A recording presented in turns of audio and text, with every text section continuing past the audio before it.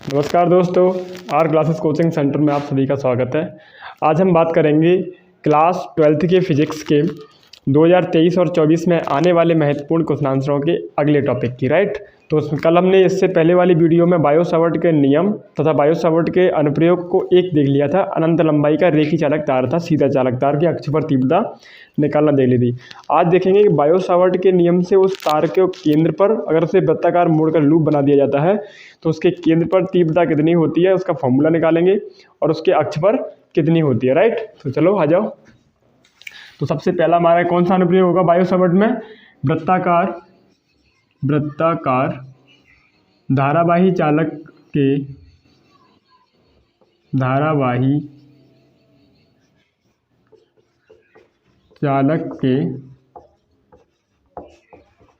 केंद्र पर तीव्रता, है ना, यानी सेंटर पॉइंट पर इंटेंसिटी। राइट, चुंबकीय तीव्रता, चुंबकीय क्षेत्र की तीव्रता निकाल रहा है। राइट, तो हिंदी जो इसकी है ना, उसे कैसे लिखेंगे?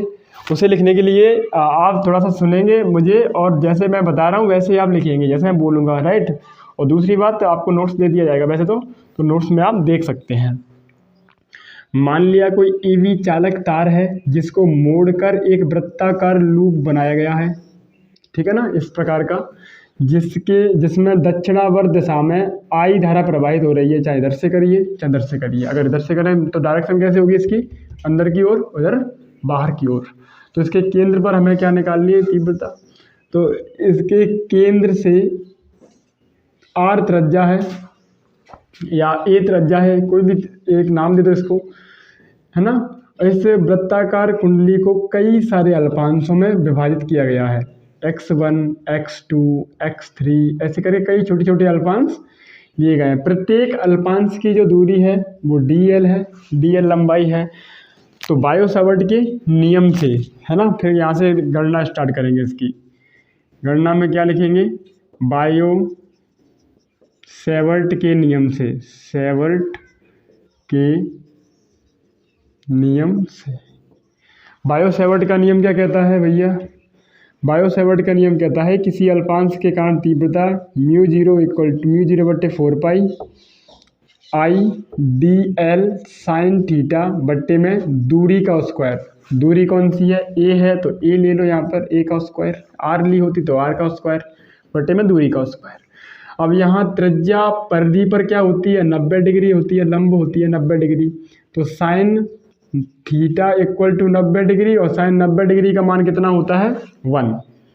कितना होता है? 1। तो dv = कितना हो जाएगी? μ0 बट्टे में 4π/I/dl बट्टे में a स्क्वायर। क्लियर? अगर हमें एक अल्पांश के कारण तीव्रता निकालेंगे तो अतः अल्पांश के कारण किस पर? बिंदु O पर तीव्रता। अल्पांश के कारण बिंदु O पर तीव्रता, अल्पांश के कारण बिंदु O पर तीव्रता। तो कैसे निकालेंगे? तो वही बायो सावर्ट के नियम से। तो dv1 कह सकते हैं, है ना, μ0 बटे में 4π/I/dl।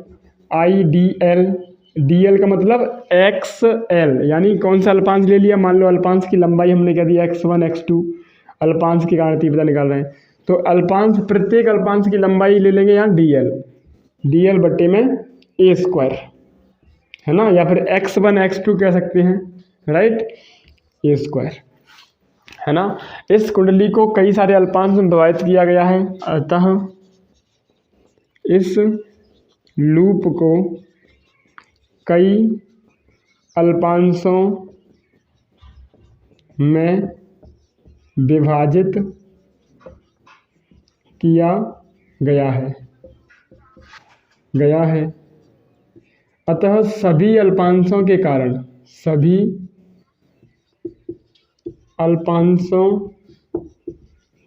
कारण बिंदु O पर तीव्रता, बिंदु O पर चुंबकीय क्षेत्र की तीव्रता, ठीक है। तो सभी अल्पांशों का जब निकालते हैं तो हम या तो सिग्मा लगाते हैं या फिर समाकलन लगाते हैं। तो यहाँ पर क्या लगा देंगे हम, सिग्मा विधि से कर लेते हैं जो सिंपल पड़ती है बच्चों के लिए। तो B equal to sigma, sigma माने सभी अल्पांशों का जोड़, जैसे एक अल्पांश 2 3 4 5 ऐसे कर पूरी वृत्त की परिधि, राइट। तो डी एक अल्पांश का योग और एक अल्पांश यानी ऐसे करके सारे अल्पांशों का योग माने सिग्मा। तो डी वी 1 इतना लिख देंगे। डी वी का मान भर दो यहाँ पर। तो बी इक्वल टू कितना हो जाएगा, mu zero sigma mu zero बटे 4 पाई आई डी एल बटे में दूरी का स्क्वायर। जो कांस्टेंट वैल्यू होती है उसे बाहर कर देते हैं। धारा का मान कांस्टेंट है, नहीं बदलेगा। त्रिज्या लूप छोटा बड़ा नहीं होगा चुंबकीय क्षेत्र के कारण, तो वो नहीं बदलेगी। और इससे ये जो वायु में रखा हुआ है, वायु निर्वात में, उसका मान नहीं बदलेगा, कांस्टेंट रहेगा। तो कांस्टेंट वैल्यू को बाहर कर दो सिग्मा से, क्योंकि उसका योग नहीं होने वाला, वो सब में कॉमन है। यू जीरो बटे 4 पाई आई ए स्क्वायर सिग्मा होगा किसका, डी एल का, क्योंकि डी एल बार बार चेंज होगा, बार बार दूसरा डी एल फिर दूसरा फिर दूसरा फिर दूसरा, इस तरह से। और टोटल डी एल यानी टोटल सभी डी एल का मतलब हो गया वृत्त की परिधि, वृत्त की परिधि। वृत्त की परिधि कितनी है, 2 पाई, 2 पाई दूरी यानी ए, आर ली होती तो आर आ जाती है यहाँ पर, ठीक है। तो इसकी जगह पे क्या आ जाएगा, B equal to mu zero बटे 4 पाई आई अब बटे में ए स्क्वायर, और यहाँ पर 2 पाई ए से स्क्वायर कैंसिल हो जाएगा। तो यहाँ क्या आ जाएगा, B equal to mu zero बटे 4 पाई, है ना, यहाँ से 2 पाई आई बटे में ए। यदि इस लूप में क्या लगाए गए, कई सारे तार लपेटे गए इस तरह से। यदि लूप में फेरों की संख्या n है, यदि लूप में फेरों की संख्या n है, तो क्या करेंगे यहाँ पर n का मल्टीपल, यानी b equal to mu zero बटे 4 पाई 2 पाई आई n बटे में a। और इसका मात्रक चुंबकीय क्षेत्र की तीव्रता का टेस्ला कह दो, या फिर वेबर बटे मीटर स्क्वायर कह दो, या न्यूटन मीटर एम्पियर कह दो, एक मात्रक डाल दो कोई भी, ऐसा ही पद्धति में, राइट। तो ये हो गई किसी वृत्ताकार धारावाही के चालक के केंद्र पर चुंबकीय क्षेत्र की तीव्रता। तो एक अनपे हो गया। अब आते हैं इसके नेक्स्ट पे, यानी इसके अक्ष पर निकालते हैं। ये लूप है इस तरह से, और उसके केंद्र पर निकाला, अब निकालते हैं उसके अक्ष पर। अक्ष पर माने बाहर, राइट। लूप इस तरह से, मानो कल्पना करनी पड़ेगी ये चीज़, लूप उसके बाहर तीव्रता, है ना। तो आते हैं, अब लेते हैं बायो सावर्ट का अगला प्रयोग। यानी बायो सावर्ट की हमने 2 प्रयोग देख लिए, अनंत लंबाई का रेखी चालक तार के कारण तीव्रता और वृत्ताकार लूप के केंद्र पर तीव्रता। अब इसमें आते हैं अगले वाले पे, वृत्ताकार लूप के, यानी अगर इस गोला है, एक रिंग है, उसके अक्ष पर, अक्ष माने बाहर, लूप कैसे, इस तरह से, ठीक है ना। केंद्र पर निकाल लिया, अब अक्ष पर निकालते हैं। तो समझने का प्रयास करेंगे, राइट। चलो, डेरिवेशन में कैसे लिखेंगे, इसकी हिंदी थ्योरी कैसे लिखेंगे। माना कोई एक वृत्ताकार लूप है, इतनी लिख देंगे, जिसकी त्रिज्या ए है। कितनी है इसकी त्रिज्या, ए है। इसके केंद्र ओ से x दूरी पर d दूरी मान लो, किसी किताब में p मानी, किसी में y मानी है, तो वो तो दूरी है, कोई मान सकते हो, है ना। x दूरी पर कोई बिंदु p है, जहाँ पर हमें चुंबकीय क्षेत्र की तीव्रता निकालेंगे। ये अक्ष होता है, ये केंद्र हो गया, राइट। तो अक्ष पर निकालना है। तो इस वृत्ताकार लूप के क्या लिया मैंने, यहाँ से एक अल्पांश AB है, जिसकी लंबाई DL है। सर अल्पांशों की लंबाई DL लेते हैं, स्मॉल लंबाई। तो इसकी अल्पांश की लंबाई कितनी है, DL है। इसकी बिंदु P से दूरी, यानी यहाँ से इसकी बिंदु P से दूरी जो है वो कितनी है, R है। ये थोड़ा टेढ़ा सा बढ़ना है, इसे स्केल से सही बनेगा यार, ये स्केल सही बनेगा। इसकी बिंदु P से दूरी कितनी है, R दूरी पर कोई बिंदु, अल्पांश की जो दूरी है वो P बिंदु से R दूरी है, ठीक है ना।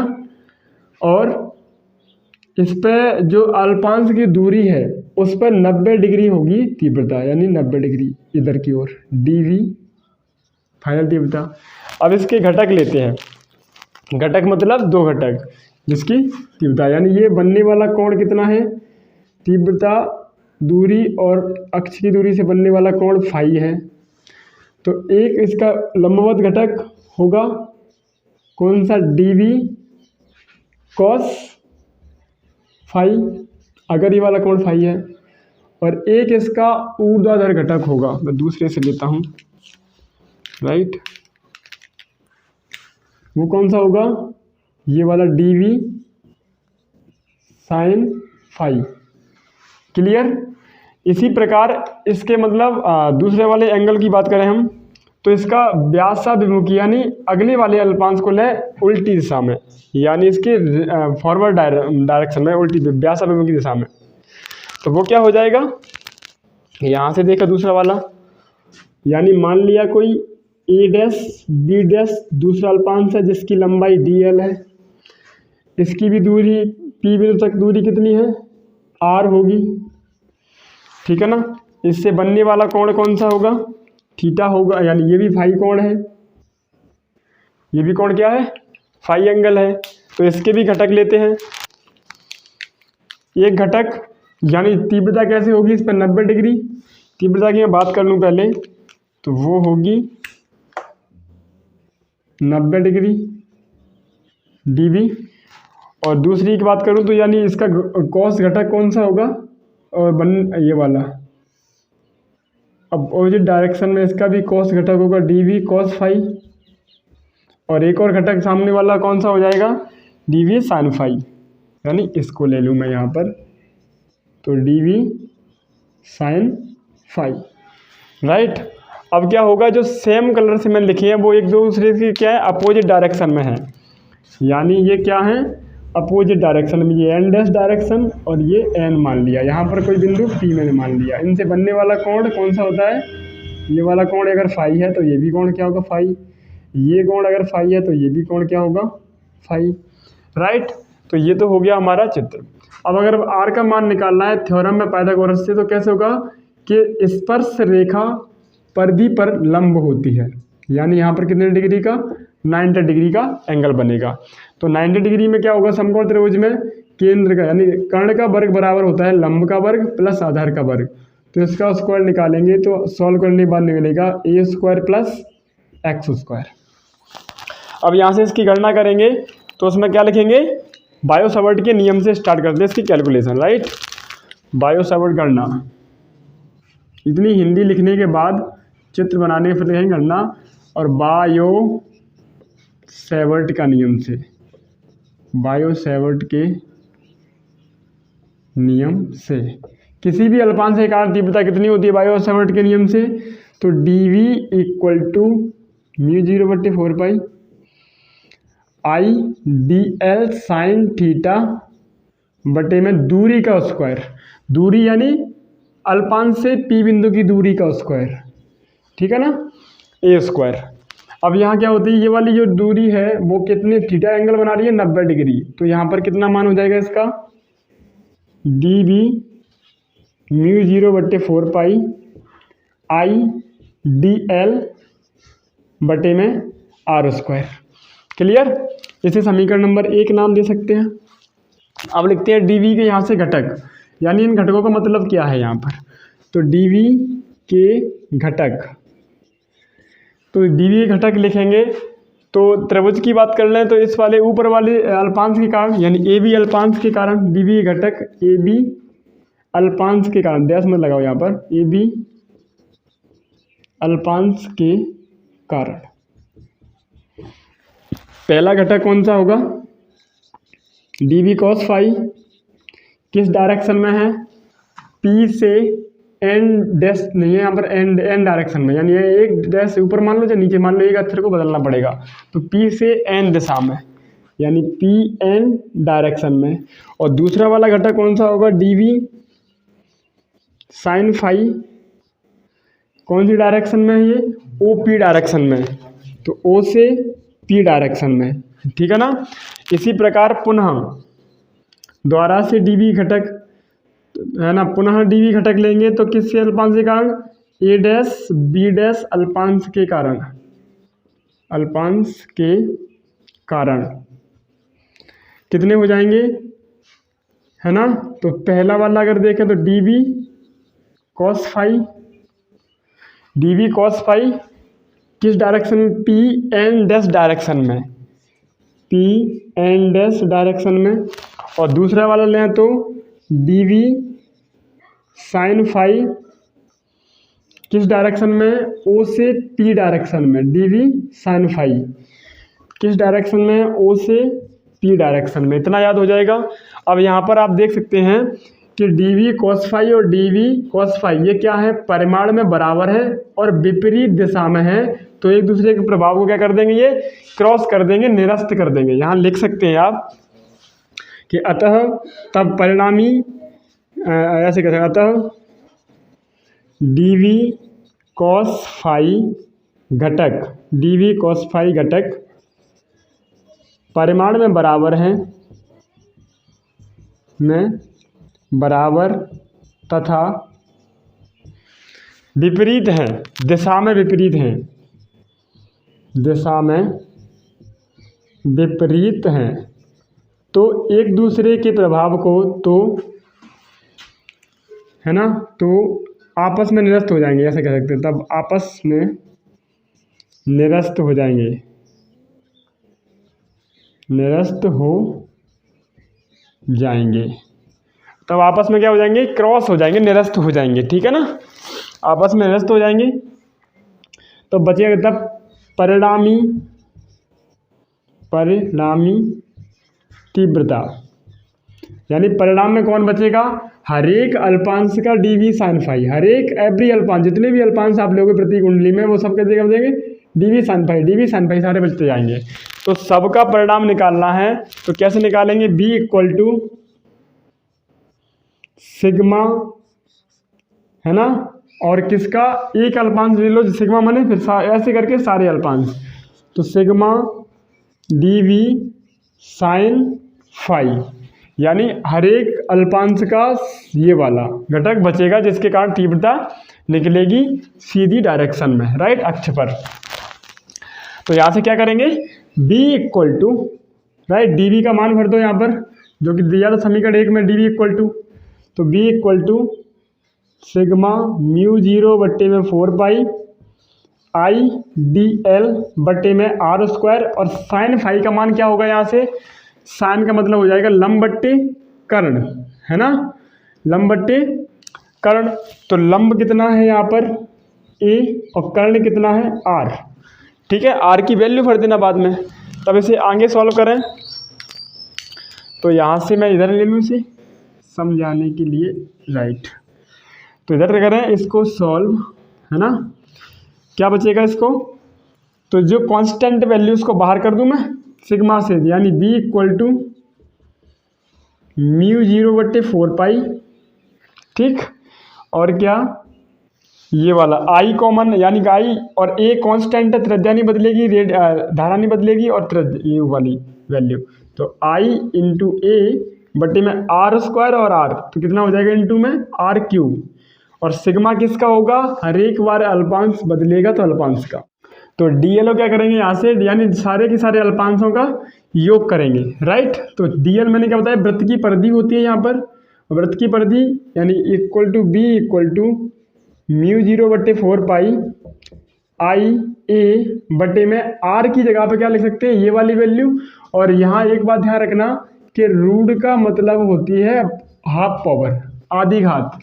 तो अगर मैं पावर को यहाँ से r की वैल्यू भरूँ तो r का मतलब हो जाएगा a square plus x square, और रूट के मतलब घात कितनी होती है, आधी घात, और आधी घात पर गुणा होगा 3 का, तो क्या आ जाएगा 3/2, यानी यहाँ पर मैं रख सकता हूँ 3/2।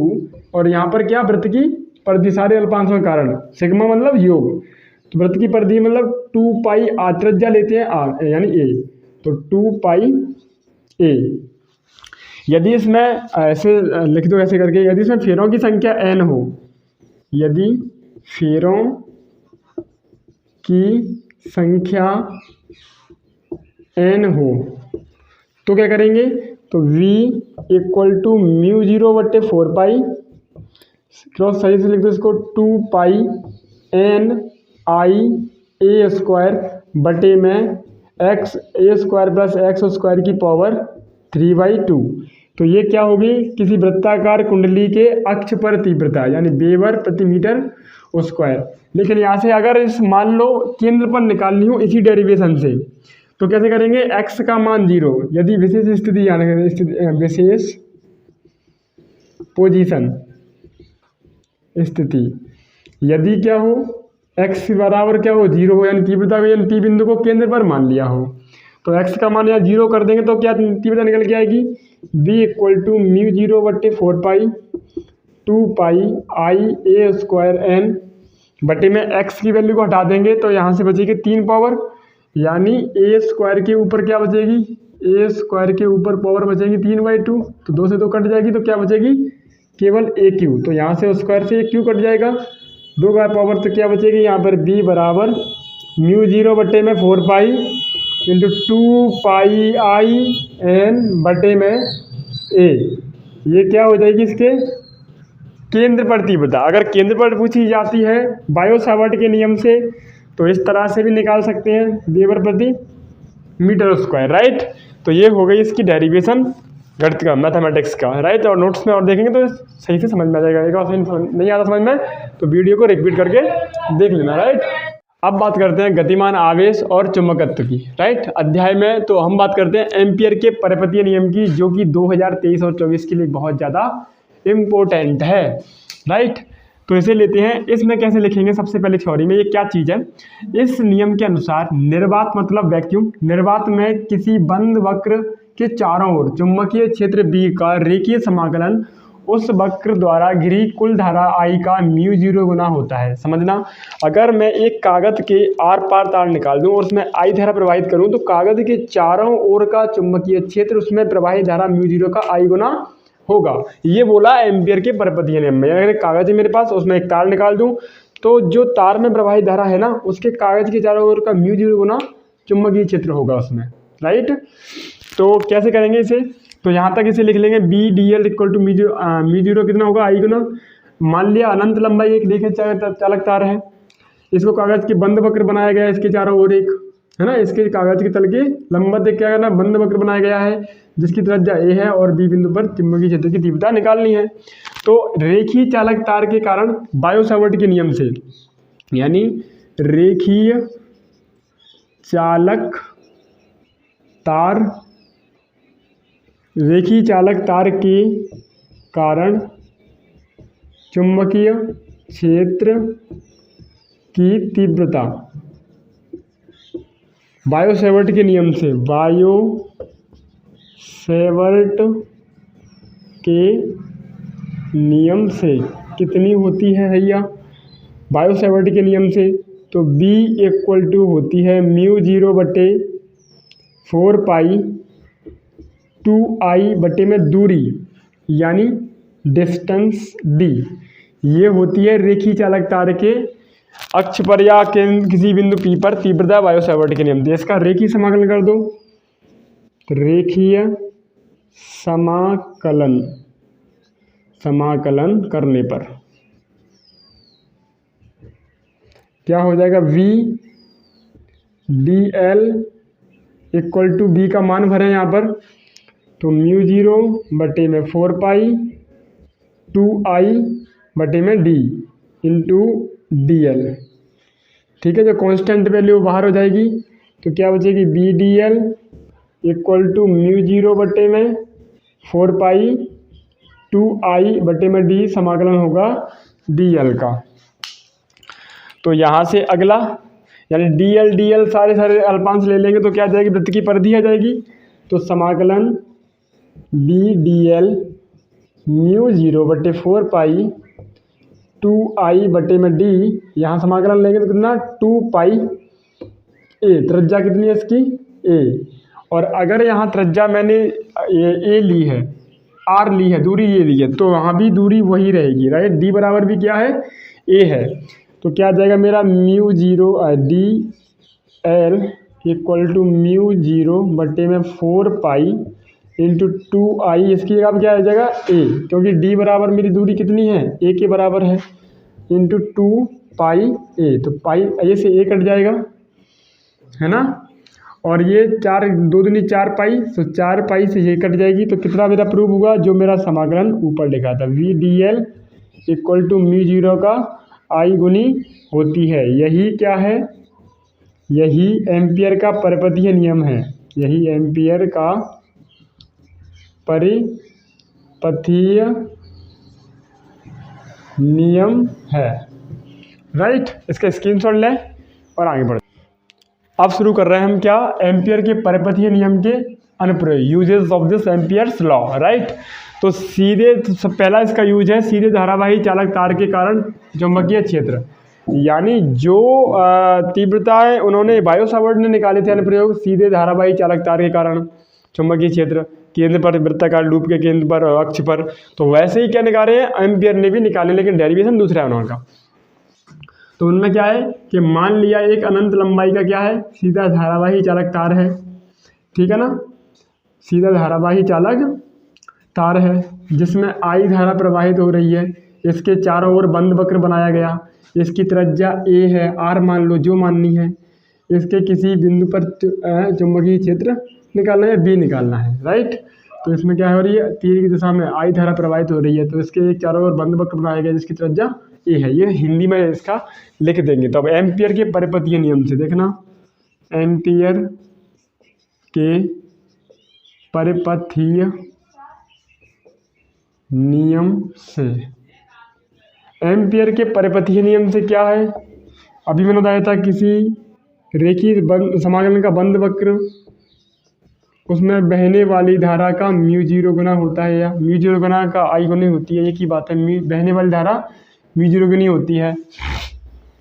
तो यहाँ पर से सॉल्व करें तो बी कांस्टेंट वैल्यू है, बी को बाहर कर दें, समाकलन किसका होगा, डी एल का, है ना, समाकलन होगा डी एल का इक्वल टू आई अपॉन में म्यू जीरो बटे में क्या, तो बी डी एल सारे अल्पांश ले लिए जाए तो क्या बचेगा यहाँ पर, प्रति की परिधि, यानी v equal to 2 pi R equal to I बटे म्यू जीरो, है ना।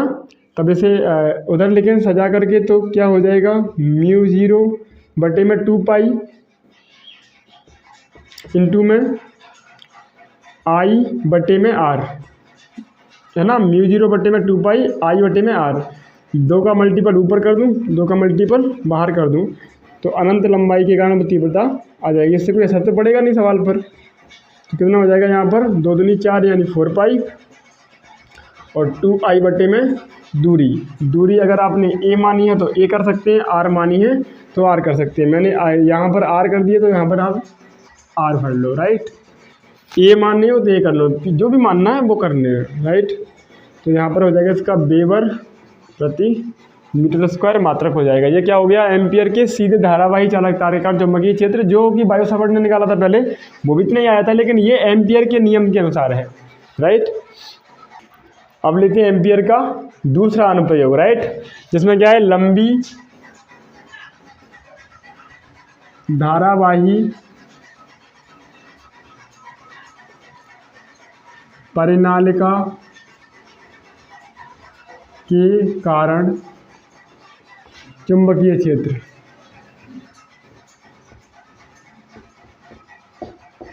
Magnetism, right. तो लंबी परिनालिका, अब परिनालिका कैसे होती है, यानी कोई एक पाइप है, उस पाइप के अंदर जैसे कुचालक में पाइप है और कुचालक पाइप के ऊपर हमने तार लपेट दिए ऐसे करके बहुत सारी, तो वो बन जाएगी परिनालिका। स्प्रिंग जैसे आपने अपनी पेन में स्प्रिंग देखी हो, जस्ट वैसे ही, ठीक है ना। मान लिया कोई एक परिनालिका है जिसको एक समान चुंबकीय क्षेत्र में रखा गया है ना। ये सिलेंडराकार क्या है, परिनालिका है।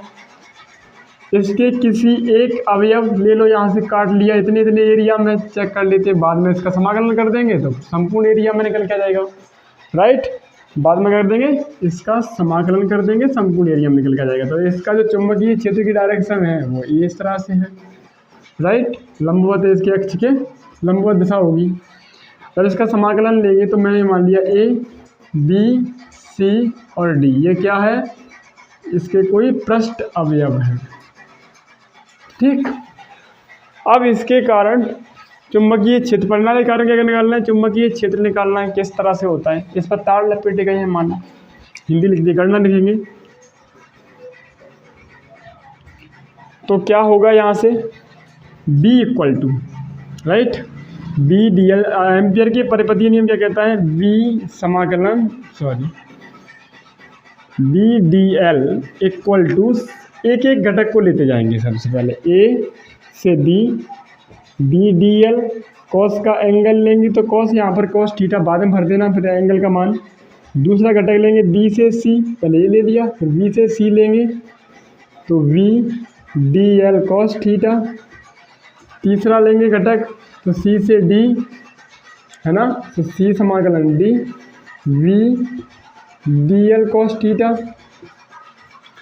तथा अगला वाला घटक लेंगे तो उसके साथ डी से ए, डी से ए, तो ये क्या हो जाएगा V D L cos theta, ठीक है ना।